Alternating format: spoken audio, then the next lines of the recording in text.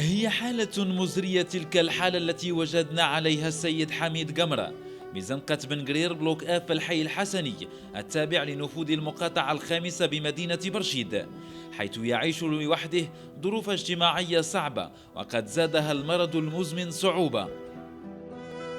شوفوا من حاله، الله يرحم لكم الوالدين، راه كلشي كيديروا تحت منه، راه لا حنين لا رحيم، ما عرفوا لا خوتو ولا خواتاتو.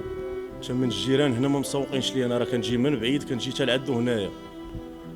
الله يجازيكم بخير لما شوفوا من حالة السيد، راه بغينا شي واحد يتكلم بيه وخا ديال دار العجازه، راه ولا كلشي كيديروا تحت منه، راه ما بقى كيتكلم ما والو، ما بقاش كيدوي.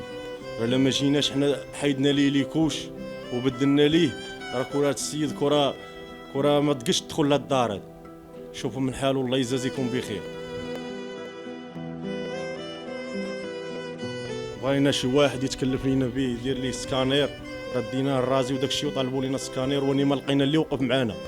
ها المحسنين ها الخوت، شوفوا من حالة السيد، الله يجازيكم بخير، الله يرحم الوالدين. لما شوفوا من حالة السيد راه في واحد الحالة ما شاء الله. حميد قمرة رجل بدون أهل، لا يقوى لا على الوقوف ولا حتى على الكلام والنطق، يقضي حاجاته في الحفاضات. تطوع أحد شباب من أبناء الحي لمساعدته في انتظار تدخل أحد المسؤولين لتوفير العلاج اللازم ونقله إلى إحدى دور العجزة والمسنين.